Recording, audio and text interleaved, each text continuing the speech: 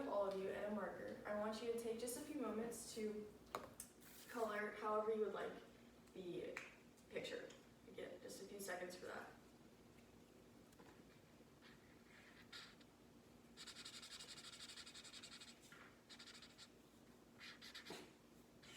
Okay, you can stop. Okay, just hold up your piece of paper to the class and then show you. There you go. Okay, notice how most of you colored with inside the lines. However, if you think back to 3rd grade or so, you're more likely to color outside the lines. This is because children are a lot more creative and imaginative and also just don't follow rules. I also remember having a feeling of imaginativeness and friendliness that allowed me to be friends with pretty much everybody. And that opened up a lot of opportunities that are a lot harder to come by now because it's harder to step out of our comfort zones. So although we're becoming full adults, it's very important to keep certain aspects of childhood with us as we move forward. So I'm going to explain the need for being childish, the solution of how you can actually accomplish that, and the benefits that come along with incorporating that into your daily life. So you might be thinking, why does this affect me? Well, let me tell you. The older you get, the more stressed you get because life gives you a lot more responsibilities. Especially suicide rates and depression have been going up in recent years around our age group. So it's important for college kids who are now taking on probably, for most of us, the most stressful part of our lives so far, to acknowledge that and see how we can kind of reduce that stress. So according to a JAMA psychiatric study by Ronald Kessler published in 2015, they did a study on Army men who were just deployed from the Army to look at the suicide rates. So it went up from 19 suicides to 236 out of 100,000 people, which is a lot. And you might be thinking, oh, I'm not going into the Army, it's a very stressful job. However, any job you have is going to have some form of its own stress and problems, so it's important to acknowledge that and think about why that's going up and how we can bring that number back down. So now that I've concerned you a little bit, I'm going to tell you a little bit about how you can be childish and what that really means. So one of the biggest ways is to just get outside, and that's very simple. So getting outside is going to help your not only your physical health, but also your mental health.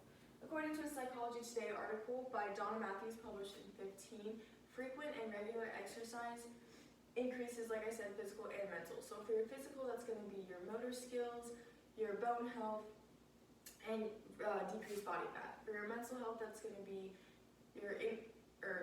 improve your psychological, social, and cognitive development, which is important for us as college students because we're still kind of developing and trying, over these next 4 years, trying to figure out where we're going to be and what we really want to do. So being outside and working out doesn't necessarily mean a really hard Shaun T workout. It could be something as simple as a walk around the block, swim, or really anything getting you out and active for a small period of time per day.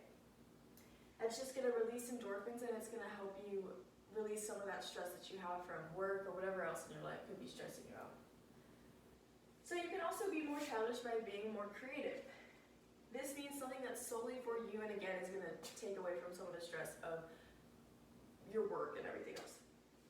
An article by Monroe published in 2016 showed that looking at art or creating art releases dopamine in your brain, which is the chemical that literally just makes you happy. So you don't have to be an artist to indulge in art. You can do doodling, coloring books, or just looking at art, or any form of a creative outlet is going to do the trick. And if art's not your thing, anything you enjoy doing is going to still release those dopamine levels and have the same effect. So that could be hiking, fishing, reading a book, really anything you enjoy doing. So you might be thinking, this all sounds good, but I want to be an adult. I'm growing up. I don't want to be a child. Well, let me tell you some of the benefits that come along with just these small steps that you can take in your life. So for physical activity, according to a Samaj article by Darren Walward published in 2011, physical activity helps reduce cardiovascular disease, other diseases like colon and breast cancer, diabetes, obesity, joint and bone diseases, and also things like depression. And you might be thinking, I'm young and I'm healthy, I don't need to worry about all that. However, it's good to start setting standards now so when you're old, you are just stay healthy and it's not hard to try and pick that up then. One study done by the Journal of Pediatric Psychology by Soy and Ahan, published in 2011, tested to see if physical activity actually affects mental health, and they found that in most cases it actually does help with depression, anxiety, and boost self-esteem, which is really important for high schoolers and college students because this is the time when all those issues start occurring. So if we can just fix that now, later in life it won't be as much of an issue. Creativity also leads to innovation. The Webster Dictionary definition of innovation is a new idea, method, or device, or an introduction to something new. The dictionary definition for creativity is the act of being creative or the quality of being creative. So by the definition, in order to have innovation, you have to be creative. So this doesn't even have to be technology or something super fancy. Even your new favorite movie, in order to produce a new movie, you have to have a new idea and have creativity. So not only does creativity lead to innovation, but it also helps boost self-esteem, or boost morale. Creativity, a study done by the Creativity Research Journal, article by Ingrid Dacker, published in 2009, did a study to test employees who had more creative liberty and employees who had no creative liberty, and to see which ones were quote-unquote happier.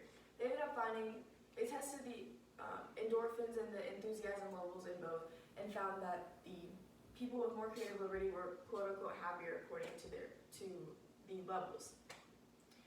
So this shows that creativity leads to new challenges, and through those new challenges, when you conquer them, it's creating self-growth and also organizational growth in terms of a job, which is going to be really important for us in school now with group projects or anything you're doing in college, internships, and also later in life when we actually go to our career and have a family and have to work together and get creative with it. So now that I've laid out the important aspects of being a child, you should really start to consider putting these small parts into your daily life. They're very simple steps that you can take to better yourself now and your future. It all starts with recognizing how your life can change, getting a little active, and just being a little creative. We all need to start somewhere, even if it's something really small. So that being said, get outside, read a book, craft something, and bring back those imaginativeness and creativity that you had when you were a child, and make your life just a little bit better.